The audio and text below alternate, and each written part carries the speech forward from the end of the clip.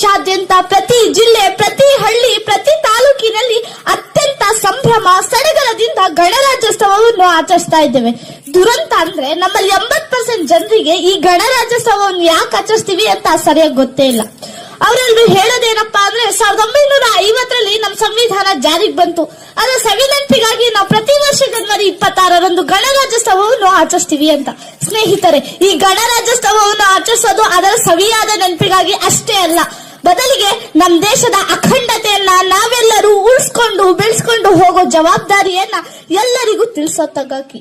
ನಮ್ಮದು ಪ್ರಪಂಚದಲ್ಲಿ ಅತ್ಯಂತ ದೊಡ್ಡ ಪ್ರಜಾಪ್ರಭುತ್ವ ದೇಶ. ಈ ದೇಶ ಹೇಗ್ ಬೆಳೀತು, ಇದರ ಇತಿಹಾಸ ಏನು ಅನ್ನೋದು ನಿಮ್ಮೆಲ್ಲರಿಗೂ ಚೆನ್ನಾಗಿ ಗೊತ್ತೇ ಇದೆ. ಈ ದೇಶದ ಉಕ್ಕಿನ ಮನುಷ್ಯರಾದ ಸರ್ದಾರ್ ವಲ್ಲಭಭಾಯಿ ಪಟೇಲ್ ರವರ ಪರಿಶ್ರಮದಿಂದ ಇಂದು ಈ ವಿಶಾಲ ಭಾರತ ದೇಶ ನಮ್ಮದಾಗಿದೆ. ನಮ್ಮ ದೇಶದ ಪ್ರಾಂತ್ಯಗಳ, ಸಾವಿರಾರು ಭಾಷೆಗಳ, ಹಲವಾರು ಧರ್ಮಗಳ ಭಿನ್ನತೆಯನ್ನೆಲ್ಲ ಮರೆತು ನಾವೆಲ್ಲರೂ ಒಂದಾಗಿ ಬಾಳ್ತೇವೆ, ಏಕತೆಯೊಂದಿಗೆ ಜಗತ್ತಿಗೆ ಮಾದರಿಯಾಗ್ತೇವೆ ಎಂದು ಶಪಥಗೈದ ಶುಭ ದಿನ ಈ ಜನವರಿ 26. ಸ್ನೇಹಿತರೆ, ಒಬ್ಬ ಹಿಂದುವಿಗೆ ಭಗವದ್ಗೀತೆ ಶ್ರೇಷ್ಠ, ಒಬ್ಬ ಮುಸಲ್ಮಾನನಿಗೆ ಖುರಾನ್ ಶ್ರೇಷ್ಠ, ಒಬ್ಬ ಕ್ರಿಶ್ಚಿಯನಿಗೆ ಬೈಬಲ್ ಶ್ರೇಷ್ಠ. ಆದರೆ ಒಬ್ಬ ಭಾರತೀಯನಾದವನಿಗೆ ಅವನ ಧರ್ಮ ಯಾವ್ದಾದರೂ ಸರಿ, ಆತನ ಧರ್ಮ ಏನೇ ಹೇಳಿ, ಅವನಿಗೆ ಸಂವಿಧಾನವೇ ಅತಿ ಶ್ರೇಷ್ಠ ಗ್ರಂಥ.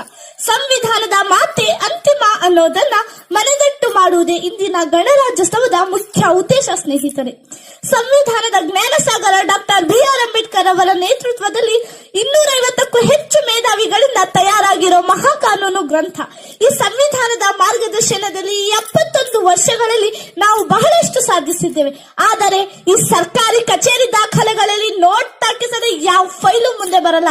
ಇಲ್ಲಿ ಅರ್ಹತೆ ಇದ್ದೋನೇ ನಾಯಕ ಆಗೋಕೆ ಸಾಧ್ಯ ಇಲ್ಲ. ಜಾತಿ ಬಲ, ಹಣ ಬಲ ಇದ್ದವನು ಮಾತ್ರ ನಾಯಕ ಆಗೋಕೆ ಸಾಧ್ಯ.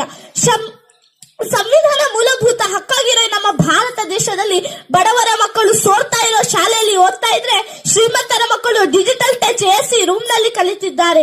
ಬದಲಾವಣೆ ತರಬೇಕಾದ ಶಿಕ್ಷಣದ ರೂಪವೇ ಇಲ್ಲಿ ಬದಲಾಗ್ಬಿಟ್ಟಿದೆ. ಯಾಕೆಂದ್ರೆ ಓದದವನಿಗಿಂತ ಓದಿದವನೇ ಹೆಚ್ಚು ಅಪಾಯಕಾರಿಯಾಗಿದ್ದಾರೆ. ಈ ಕೆಳ ಜಾತಿಯವರಿಗೆ ಮನೆ ಬಾಡಿಗೆ ಕೊಡೋದಿರ್ಲಿ, ಸ್ಮಶಾನದಲ್ಲಿ ಜಾಗ ಸಿಗದ ಉದಾಹರಣೆಗಳು ಇಂದಿಗೂ ಇವೆ. ಈ ಶ್ರೀಮಂತರು ಬೆಳೀತಾನೆ ಇದ್ರೆ ನಮ್ಮಂತ ಬಡವರು ಸೊರಗ್ತಾನೆ ಇದ್ದಾರೆ. ನಮ್ ಸಂವಿಧಾನ ಜಾರಿಗೆ ಬಂದ್ 70 ವರ್ಷ ಆದ್ರೂ ನಮ್ ನ್ಯಾಯಾಂಗ ಮೇಲೆ ಯಾರಿಗೂ ನಂಬಿಕೆನೆ ಬರ್ಲಿಲ್ಲ. ಒಬ್ಬ ಬಡವ ಕಷ್ಟದಲ್ಲಿ ಕೇಸ್ ಹಾಕಿದ್ರೆ ಅವ್ನ್ ಕೇಸ್ ಮುಗಿಯೋಷ್ಟರಲ್ಲಿ ಅವ್ನ ಜೀವನನೇ ಎಂಡ್ ಆಗೋಗಿರುತ್ತೆ.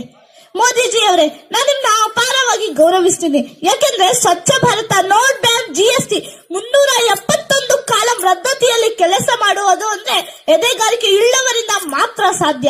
ಈ ದೇಶದ ದೇಶಭಕ್ತಳಾಗಿ ಹೇಳ್ತಾ ಇದ್ದೀನಿ. ಕೆಲವು ದಿನಗಳಿಂದ ನನ್ನ ದೇಶದ ವಿಚಾರಣೆಗಳು